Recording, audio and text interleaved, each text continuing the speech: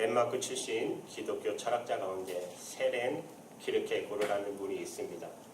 이분이 쓴 책에 이런 이야기가 소개되는데요. 비천한 한 시골 처녀를 사랑한 어떤 왕의 이야기입니다. 그녀는 왕가의 혈통도 없었고 공식적인 교육을 받은 일도 없어요. 그녀는 허름한 옷을 입고 시골 농촌의 가난한 농가에 오두막에 살고 있었습니다. 어느 날 왕이 민정 시찰을 하다가 이 소녀를 보고 한눈에 빠졌습니다. 그리고 그 사랑의 감정에서 헤어나질 길이 없었습니다. 그녀를 아내로 삼고 싶다는 생각을 했어요. 어떻게 하면 이 여인을 아내로 삼을까라는 생각을 했어요. 그때 신하들 모아놓고 운운을 하기 시작합니다. 한 신하가 말합니다. 왕이여, 명령만 내리십시오. 당장 데려오겠습니다. 막강한 힘을 가진 왕으로서 그것은 어렵지 않는 일이지 아니었습니까? 그러나 그렇게 강요된 순종으로 얻는 사랑은 사랑이 아니라는 생각이 있었습니다. 어떤 다른 신하가 또 이렇게 말합니다. 이런 제안을 합니다. 그러면 데려다가 교육을 좀 시키시고 그 다음에 치장도 좀 시키시고 보석과 선물을 주고 신부를 높여주고 그 다음에 왕비 삼으면 되지 않겠습니까? 물론 그렇게 할 수가 있었습니다. 그러나 문제는 이런 것입니다. 그때 그 여인이 그렇게 와서 자기 아내가 된다면 그녀가 사랑하는 진정한 대상이 그 신분이나 보석이나 치장이지 과연 나를 사랑할 수 있을까라는 물음이 있었습니다. 그래서 왕은 고민하고 또 생각하다가 드디어 결심을 합니다. 그것은 일시적으로 그가 왕의 모든 신분을 내려놓고 그가 시골에 가서 일정 기간 살기로 결심을 합니다.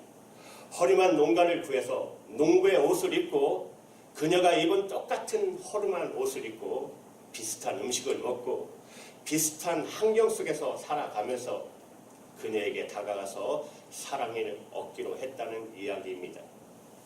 키르케고르가 이 이야기를 했던 중요한 이유는 예수님의 성육신의 사건을 설명하기 위해서 이 이야기를 한 것입니다. 이것이 바로 성탄의 사건, 성탄의 의미의 본질이라고 말씀드릴 수 있습니다. 예수님은 하늘의 왕, 하늘의 왕자가 아니십니까? 아니, 그분은 하나님이세요. 그런데 하나님은 그분이 죄 속에 빠져있는 인간을 구원하기 위해서 그리고 우리가 살고 있는 이 세상에 우리와 똑같은 모습으로 오셨어요. 그리고 우리의 죄를 짊어지시고 그는 십자가에 죽으시고 피 흘려 우리를 구원하시고 그래서 그분과 사랑 속에서 영원히 살도록 하기 위해서 그분이 이 땅에 오신 사건, 이 사건이 바로 성탄의 사건, 바로 성육신의 사건인 것입니다. 이것은 지체 높은 왕이 시골 처녀를 사랑해서 시골에 와서 온 그 사건, 그 이상의 더 위대한 기적의 사건이 아니겠습니까? 오늘 본문 말씀은 바로 이 성육신의 기적을 우리에게 증거하고 있습니다. 오늘 요한복음 1장 14절에 보시면 우리가 너무나도 잘 아는 말씀, 우리 한번 같이 읽을까요? 너무나 잘 아시니까 14절 시작. 말씀이 육신이 되어 우리 가운데 거하심에 우리가 그 영광을 보니 아버지의 독생자의 영광이요 은혜와 진리가 충만하더라. 여기서 이 말씀이라는 이 단어, 이 말씀이라는 단어, 노우사라는 이 단어는 우리 입으로 나오는 어떤 구호를 의미하는 단어가 아닙니다. 이 말씀의 본질은 하나님을 설명하기 위해서 사용된 단어입니다. 요한복음 1장 2절은 그것을 분명하게 우리에게 증거하고 있습니다. 요한복음 1장 1절에 이렇게 말씀하세요. 태초에 하나님이 말씀이 계시니라. 이 말씀이 하나님과 함께 계셨으니 이 말씀은 곧 하나님이시라. 이 말씀은 하나님이라고 말씀했어요. 그런데 말씀이신 하나님이 14절에 육신이 되어 우리에게 오셨다는 것이에요. 말씀이신 하나님이 육신을 입고 오셨다. 그래서 이 사건을 성육신, 육신을 성 이루었다. 육신을 이루었다. 혹은 하유, 육신으로 하였다. 여러분 잘 아시는 영어로 인카네이션이라고 부르지 않습니까? 이 성육신의 사건을 교리적으로 이해하는 것도 중요한 일이에요. 그러나 더 중요한 질문이 있습니다. 왜 그렇게 그분이 하셔야 할 필요가 있었을까요? 하나님이신 그분이 육신을 입고 인간의 모습으로 이 땅에 오셔야 할 필요, 성육신의 기적이 필요했던 두 가지 이유가 오늘 본문 말씀에 증언되기 시작합니다. 성육신이 필요했던 두 가지 이유 뭘까요? 첫 번째는 우리에게 은혜의 삶을 선물하기 위해서요.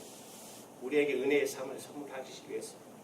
우선 오늘 본문에 주님께서 육신을 취하고 이 땅에 오셨지만, 사랑하는 여러분, 그렇다고 하나님이 육신을 입고 오셨다고 해서 하나님 되기를 중단한 것은 아닙니다. 주님은 이 땅에 인간의 모습으로 오셨지만 주님은 여전히 하나님이십니다. 따라서 그분의 영광은 전혀 훼손되지 않았어요. 동일하게 이 땅에 오신 그분에게 있었다라고 말씀하고 있어요. 오늘 본문 14절에 보면 그가 본래부터 지니고 있었던 영광, 그 영광 안에 또한 두 가지가 있었다라고 말하고 있어요. 두 가지로 충만했다라고 말하고 있어요. 은혜가 진리가 충만하시고라고 말씀하고 있어요. 그분 안에는 은혜와 영광이 있었고 진리의 영광이 있었고 은혜와 진리가 충만하셨다. 그런데 그것이 오늘 사는 여러분과 저에게 무슨 의미가 있단 말입니까? 16절을 여러분 주의해서 보십시오. 16절에 다 같이 우리 한번 읽을까요? 16절 시작. 우리가 다 그의 충만한 데서 받으니 은혜 위에 은혜로라. 그분은 은혜로 충만하신 분, 그렇게 영광스러운 분. 그런데 그 충만한 은혜를 우리도 받을 수 있다는 사실이에요. 그의 충만한 속에서 은혜를 공급받을 수 있다는 것입니다. 또한 그의 충만한 진리를 우리도 공급받을 수가 있다는 것입니다. 우리가 그분과 연결되는 순간, 그 예수님과 연합되는 순간 예수님 안에 있었던 충만함이, 그 은혜가, 그 진리가 함께 누릴 수 있게 되었다는 사실이에요. 이것이 얼마나 놀라운 사실입니까? 여러분 먼저 은혜를 생각해 보십시오. 그분의 충만한 은혜가 우리에게 흘러온 것입니다. 우리가 그 은혜를 경험하며 그 은혜를 누리며 살아가게 되었다는 사실이에요. 여러분 은혜의 뜻이 뭐죠? 제가 은혜의 뜻을 설명할 때마다 강조하는 점이 이것이에요. 받을 자격이 없는 사람, 내게 베풀어지는 사랑, 호의, 이것이 바로 은혜의 뜻입니다. 조건 없는 사랑을 말하는 것입니다. 이 세상에는 사랑한다 말하지만 조건 없는 사랑은 정말 있을까요? 전혀 조건이 없는 사랑, 조건이 전혀 개입되지 않는 그런 사랑을 볼 수 있을까요? 이런 사랑은 세상은 보여줄 수가 없습니다. 부여주지도 못해요. 세상에는 경험할 수 없어요. 그래서 인간은 언제나 순수한 사랑에 목말라 하다가 떠나가게 되는 것입니다. 그런데 이런 사랑, 이 조건 없는 사랑, 그 사랑을 우리가 공급받을 수 있다는 것입니다. 하나님으로부터 그리스도를 통해서 바로 그 은혜를 공급받을 수 있다는 것입니다. 우리는 조건 없는 사랑을 받고 구원받은 것입니다. 그것을 우리는 은혜로 구원받았다 이렇게 표현하지 않습니까? 너희가 그 은혜로 인하여 믿음으로 말미암아 구원을 얻었나니, 구원받을 자격이 없는 우리가, 그 구원과 그 사랑을 받을 자격이 없는 우리가 예수님의 은혜로 구원을 받았어요. 뿐만 아니라 구원받은 다음에 우리는 그 사랑 속에서 계속해서 살게 되었다는 사실이에요. 은혜 위에 은혜라. 넘치는 은혜 속에 계속 사랑을 공급받고 살게 되었다는 사실, 이것이 얼마나 놀라운 은혜입니까? 우리가 은혜라는 단어가 함비하고 있는 엄청난 경이로움, 그 경이로움을 이해하기 위해서는 우리는 이 은혜의 단어와 상대적 개념을 이루는 단어를 생각해 봐야 합니다. 그것은 반대는 아닙니다. 반대의 개념은 아닙니다. 은혜와 반대 개념은 아닙니다. 그러나 은혜를 설명하기 위해서 상대적 개념으로 나타나는 단어 하나가 성경에 있어요. 여러분도 잘 아시죠? 율법이라는 단어예요. 율법은 은혜의 반대는 아니에요. 그러나 은혜와 상대적인 의미를 갖는 단어입니다. 그래서 은혜를 설명할 때 종종 율법이 같이 등장하게 되는 것을 보게 됩니다. 오늘 본문도 마찬가지예요. 여러분 17절을 보십시오. 율법은 모세로 말미암아 주신 것이요 은혜와 진리는 예수 그리스도로 말미암아 온 것이라. 여러분, 율법은 누굴 통해서 주어졌다? 모세를 통해서. 모세를 통해서 십계명도 주어지고 율법이 주어졌다. 그래서 우리가 도둑질이면 하면 안 되고 살인하면 안 되고 음행하면 안 되고 이런 계명을 알게 되었어요. 율법은 모세를 통해서 주어진 것. 그러나 여러분, 율법으로 살아가지 못할 이유가 있어요. 율법은 너무나도 귀한 것입니다. 스탠다드를 제시하잖아요. 그러나 율법을 깨뜨렸을 때 어떻게 하면 좋을까요? 율법이 깨졌을 때는 어떻게 하면 좋을까요? 여러분, 율법을 깨뜨린 인간에게 구원은 얻을 수 있을까요? 여러분, 율법이 해결하지 못한 문제, 그 딜레마를 해결하기 위해서 하나님께서 주신 선물이 바로 은혜입니다. 그런데 은혜와 진리는 누구를 통해서요? 바로 예수 그리스도로 말미암아 온 것이다. 이렇게 말씀하고 있지 않습니까? 율법은 삶의 높은 스탠다드를 제시합니다. 율법이 바로 도덕입니다. 도덕은 반드시 필요하지 않습니까? 중요합니다. 그러나 율법이 가지는 실제적인 삶의 역할 가운데 하나는 율법으로 우리를 죄를 깨닫게 만들지만 죄에서는 우리를 구원할 수 없다는 한계입니다. 이것이 도덕의 한계이고 율법의 한계예요. 따라서 율법은 우리를 정죄는 하지만 우리를 구원할 수 있는 능력은 율법에게는 없다라는 것입니다. 도덕만 붙들고 살아갈 수 없는 이유, 우리가 예수님을 믿어야 할 이유, 도덕은 도덕에 따라 살지 못한 내 양심을 정죄는 하지만 거기서 우리를 구원할 수 있는 능력은 없어요. 이런 율법의 기능을, 역할을 제시하면서 은혜의 고귀함을 가르치기 위해서 여러분 쓰여진 불의의 명작 하나가 있습니다. 세계적인 명작. 여러분들도 너무나도 잘 아시는 빅틀 요구의 레미제라블, 장발장의 이야기예요. 책이 너무나도 유명한 책이잖아요. 이게 영화로도 나오고 뮤지컬로도 해마다 하는 걸로 지금 이때만 하면은 한국에서도 많이 뮤지컬로 해요. 여러분 다 읽으시고 보셨죠? 영화도 꼭 한번 다시 한번 보십시오. 제가 오늘 말씀드린 것을 생각하시면서 보시면 아마 더 깊이 와닿을 것입니다. 이 레미제라블, 이 영화나 뮤지컬을 보시면 거기서 주인공 장발장을 물론 주목하게 될 것입니다. 그러나 또 한 사람을 주목할 사람이 있어요. 경감, 형사였던 자베라는 인물이에요. 여러분, 그 인물을 보실 때 성경이 가르치는 율법이라는 관점에서 그 영화를 잘 관찰해 보시기 바랍니다. 이 자베르라는 인물은 법을 지키는 데는 철저한 사람이었어요. 법은 반드시 지켜야 한다. 법을 깨트리는 사람은 반드시 처벌받아 마땅하다. 그래서 이 형사 자베르는 빵을 훔치고 도둑질하고 감옥에 들어갔다가 탈옥했던 이 장발장을 집요하게 추적합니다. 정말 집요하게 추적합니다. 그것은 법을 통한 정의를 실현하기 위해서이죠. 그에게 서슬퍼런 적의감은 있었으나 그러나 자베르의 마음속에는 안식은 없었습니다. 평안은 없었습니다.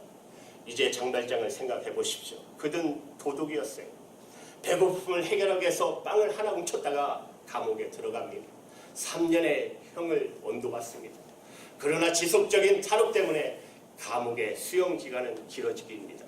19년을 언도받습니다. 13년 차에 그가 감옥에서 나오게 됩니다. 배고픔을 이기지 못해서 방황하다가 어느 사제관의 도움을 받아요. 하룻밤을 자고 먹을 것을 취하고 보니까 사제관의 은 접시가 자기 눈에 들어오기 시작해요. 그래서 은 접시, 은 수저를 그가 훔쳐서 사제관을 떠나지 않습니까? 그런데 얼마 후에 잡혀서 다시 끌려왔어요. 경찰은 이렇게 질문해요. 이 사람이 사제관에서 이 물건을 훔친 거 맞죠? 그러나 뜻밖의 사제는 이렇게 말하지 않나요? 아닌데요. 제가 이 은접시를 그 사람에게 선물했는데요. 아니, 은총대까지 주었는데 그것은 왜 놓고 갔지 당신? 이때 그가 받았던 충격, 바로 그 충격이 장발장의 평생 조건 없는 사람, 은혜를 경험하는 순간이었어요. 우리 식으로 말하면 은혜로 구원을 받는 그런 순간이라고 말할 수가 있습니다. 이 놀라운 은혜, 그 순간부터 그는 이제 은혜를 갚기 위해서, 은혜를 나누기 위해서 살아가는 사람으로 변심했다는 이야기죠.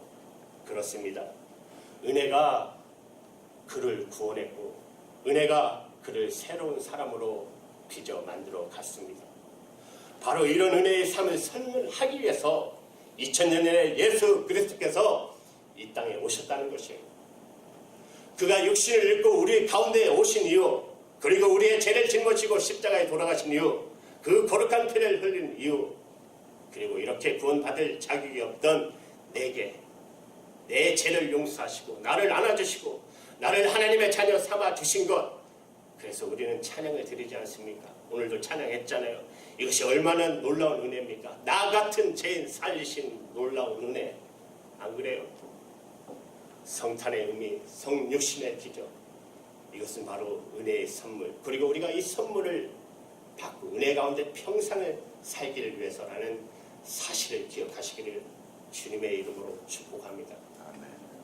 여러분, 성탄의 의미, 성육신의 기적이 왜 필요했을까요? 두 번째는 우리에게 진리의 삶을 선물하기 위해서입니다. 진리의 삶을 주시기 위해서. 첫 번째 은혜의 삶, 두 번째는 진리의 삶. 여러분, 다시 본문으로 돌아가서 생각해 보시면 독생자로 이 땅에 오신 분, 악의 모습으로 인간의 육신을 취하고 오셨지만, 여러분, 그렇지만 그 본질에 있어서 하나님이셨다. 이 사실을 결코 놓치지 마십시오. 그러므로 그가 이 땅에 아기로 탄생했지만 그것은 하나님의 탄생이었습니다. 하나님께서 자신을 세상에 드러내신 사건입니다. 이것을 바로 본문 18절에 증거하고 있습니다. 우리 본문 18절 우리 다 같이 읽을게요. 18절 시작. 본래 하나님을 본 사람이 없으되 아버지 품속에 있는 독생하신 하나님이 나타내셨느니라. 여기 독생하신 하나님, 이 표현을 여러분 주목하시기 바랍니다. 성경은 그가 독생자의 모습으로, 아기의 모습으로 태어났지만 그는 여전히 하나님이시라고 그랬어요. 그분 안에는 비록 아기의 모습으로 오셨지만 그분 안에는 신성으로 충만하게 있었습니다. 하나님의 영광이 그 안에 거하고 있었어요. 이 놀라운 진리를 사도 바울은 어떻게 증거하고 있을까요? 여러분, 골로새서 2장 9절을 보십시오. 그 안에 신성의 모든 충만이 육체로 거하고, 신성, 하나님의 성품, 신성의 모든 충만함이 육체로 거하고 있었다. 비록 악의 모습이었지만 그 안에 하나님의 본질이, 하나님의 성품이, 하나님의 임재가, 하나님의 영광이 충만히 거하고 있었던 것이에요. 그런데 거기서 끝나지 않았어요. 그 다음에 더 중요하게 말씀은 골로새서 2장 10절의 말씀입니다. 이어지는 말씀을 어떻게 이어지는지 보세요. 너희도 그 안에서 충만하여졌습니다. 그분이 하나님이, 예수님이 충만하다. 여기서 끝나지 않았어요. 너희도 그분 안에서 이 충만함을 입을 수 있다. 여러분, 본문과 같은 말씀 아닙니까? 본문 1장 16절에 사도 요한은 우리에게 어떻게 증거하고 있죠? 우리가 다 그의 충만한 데서 받으니, 그분 안에 있었던 충만함이 우리에게 이제 나누어지게 된 것입니다. 아니, 그분에게 뭐가 있었죠? 은혜 위에 은혜라. 은혜가 충만했어요. 우리가 그 은혜를 공급할 수가 있다는 것입니다. 그러나 본문 14절에 은혜만 충만했던 것이 아니라 그분 안에는 은혜와 함께 진리도 충만하셨어요. 여러분, 이거 놓치면 안 됩니다. 진리가 충만했어요. 여러분, 그렇다면 진리가 무엇입니까? 은혜는 우리를 구원했어요. 은혜는 우리로 하나님의 사랑을 알게 했어요. 은혜는 우리로 하나님 사랑 안에 거하며 살게 했어요. 그렇다면 진리의 역할은 무엇일까요? 사도 요한은 요한복음 1장에서 이 논제를 말하면서 8장까지 끌고 갑니다. 그러면서 8장에서 드디어 진리의 역할을 증언하기 시작합니다. 이 진리의 역할이 뭐냐면 요한복음 8장 32절입니다. 제가 제일 좋아하는 말씀 중에 하나인데요. 우리 한번 같이 읽을까요? 8장 시작.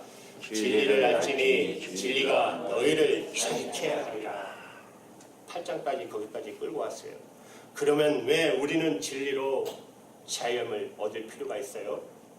자유하지 못하기 때문에, 자유하지 못한 상태, 그것이 무엇이죠? 종의 상태입니다. 노예의 상태가 아니었습니까? 우리는 진리를 만나기 전에 노예였습니다.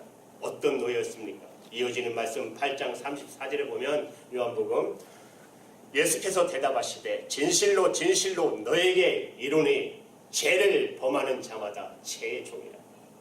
죄를 범하는 사람은 죄의 뇌가 되었다고, 죄에서 벗어날 수 없다고, 죄책감에서 헤어날 수 없다라고 말씀하고 있어요. 바로 죄의 노예입니다.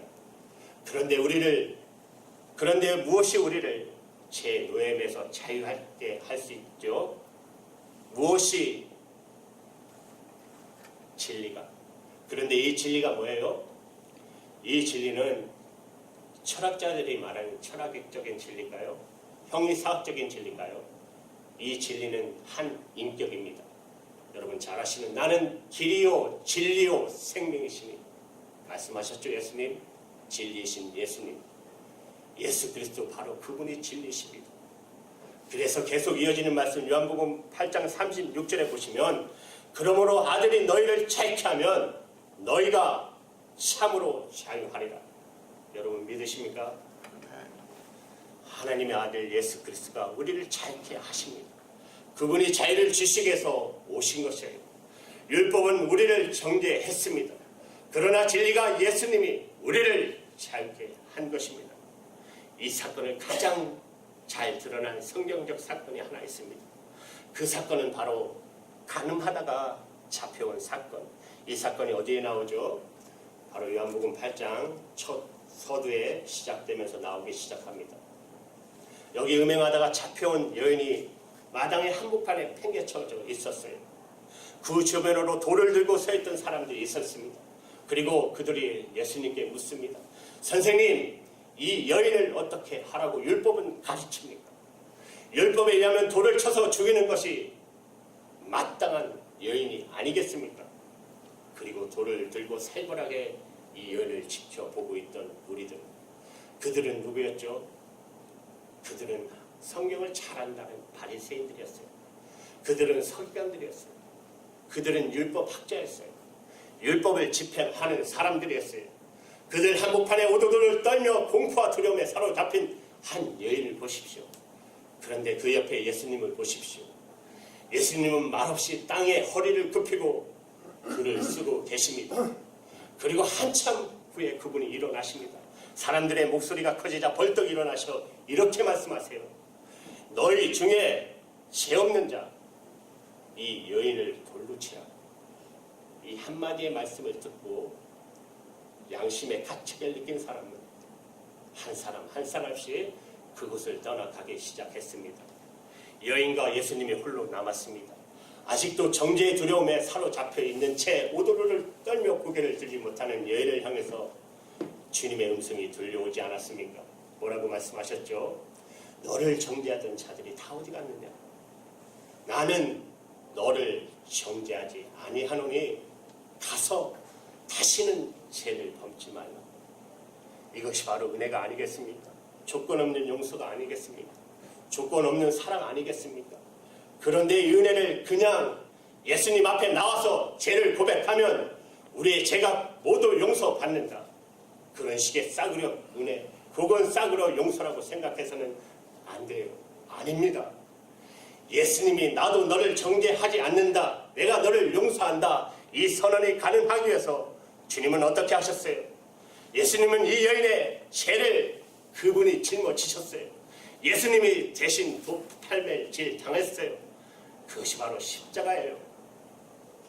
그 여인의 죄, 우리의 죄를 대신 그 죄를 짊어지시고 대신 피 흘려주시고 대신 주어 가신 예수님, 이 여인의 죄를 대신하는 예수님, 십자가를 통해서 예수님을 통해서 바로 비로소 이 놀라운 용서의 선포가 가능했던 것입니다. 내가 너를 정죄하지 않는다. 그리고 이 여인은 비로소 자유를 얻을 수가 있었습니다. 사랑하는 여러분, 내미 제라벌로 다시 돌아가면 장발장의 은혜를 경험하게 된 결정적인 사건은 사제와의 만남이었죠.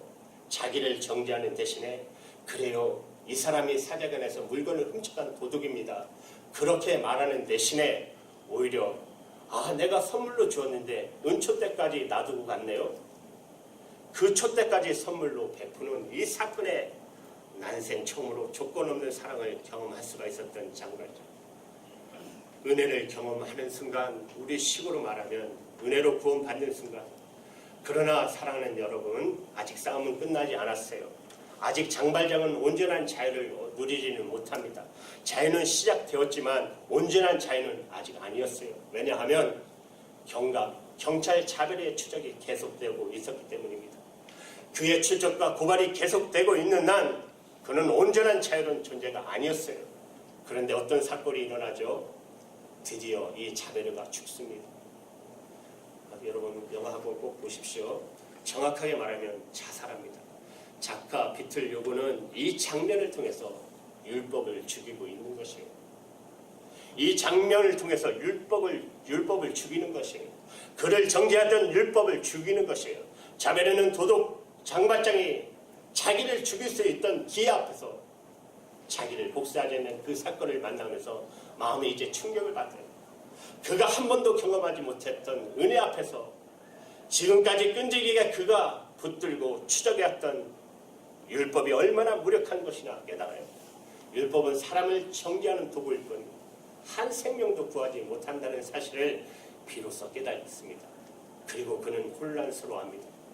그리고 마침내 죽음을 선택합니다. 율법이 죽은 것입니다. 아니, 죽어야만 했던 것이에요. 그리고 비로소 장발장의 자유를 누립니다. 이 진리를 사도 바울이 로마서 7장과 8장을 통해서 우리에게 가르치고 있어요. 로마서 7장 2절에 보시면 아직도 온전한 자유하지 못한 그리스도인들을 설명하기 위해서 바울은 한 비유를 들어 설명하는데, 어떤 남편의 아내로 살면서 아내 대접을 받지 못하고 종살이하던 여인, 폭군 같은 남편 아래에 종살이하던 여인의 비참한 운명을 말하기 시작합니다. 그 여인에게 자유의 순간은 언제일까요? 남편이 죽는 날. 그 순간 자유가 아니겠습니까? 실제로 그 비유를 동원합니다. 사도 바울은 로마서 7장 2절을 보시면 남편이 있는 여인이 그 남편 생전에는 법으로 그에게 매인 바 되나, 만약에 그 남편이 죽으면 남편의 법으로 벗어나는 자유죠, 그 순간. 그러나 이 비유로 만족하지 못하죠. 사도 바울은 이어서 연결하기 시작합니다. 그런데 그 남편이 만약 이 여인에게 진정한 새로운 남편이 되어준다면, 더 이상 폭군 남편이 아니라 종살이 시키는 그런 남편이 아니라 그녀를 아내로 인정하고 아내를 사랑하는 남편이 된다면, 그 새 남편과의 만남은 얼마나 기쁠까요? 율법에 의해서 정죄당했던 우리, 더 이상 종살이 하지 않도록 우리를 구원하신 그 예수 그리스도는 우리를 당신의 신부로 삼아 주셨다는 것입니다. 우리는 이제 종이 아닙니다. 우리는 자유입니다. 이 놀라운 진리를 사도 바울은 다시 로마서 8장에 어떻게 선포하고 있습니까? 8장에 이렇게 선포합니다. 8장 15절에 너희는 다시 무서워하는 종의 영을 받지 아니하고 양자의 영을 받았으므로 아바 아버지라 부르짖느니라. 우리가 예수님을 믿는 순간 양자의 영이 우리에게 주어졌습니다. 하나님이 우리를 양자 삼으신 것입니다. 아들과 딸로 삼으신 것이요. 우리는 더 이상 종이 아니에요. 주인을 두려워하는 종이 아니에요. 그분은 우리의 아버지이십니다. 아버지세요. 그리고 우리는 그분의 아들, 그분의 딸. 여러분은 자유의 딸, 자유의 아들, 여러분 자유의 신부가 된 것입니다. 이 놀라운 자유를 주시기 위해서 2000년 전에 예수 그리스도께서 이 땅에 오신 것입니다. 뮤지컬 장발장의 이 주인공 장발장은 이 은혜와 진리를 어느 날 갑자기 경험한 이 경이스러운 한순간의 진리가 다가왔던 이 놀라운 사건을 감격해서 이렇게 찬양합니다. 아름다운 예수님, 내가 누구인지 아시지요? 나는 밤중에 도도 개처럼 피해 다니던 중흥의 울부짖음 밖에 남지 않았던, 당신이 보낸 그는 나를 형제라, 그렇게 형제라 불러 싸우며 그는 나를 믿는다고 당신은 그날 내 영혼을 만지시고 그리고 내게 사랑을 가르치셨나이다. 그리고 나를 묶는 대신 내게 자유를 주셨나이다.